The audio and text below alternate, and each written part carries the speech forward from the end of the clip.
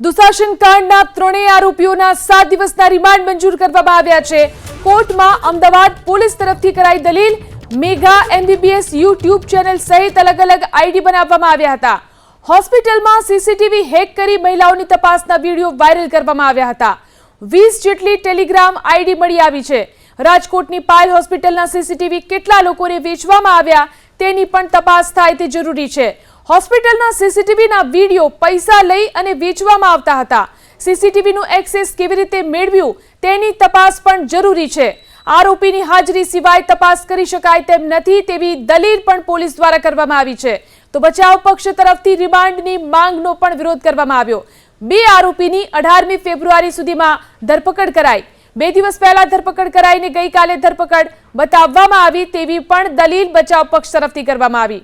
તો 48 કલાકમાં ગુનેગારોને શોધી કાઢવામાં આવ્યાની વાત ગૃહમંત્રીએ ગૃહમાં કરી હતી તેવી પણ દલીલ બચાવ પક્ષે કરી છે।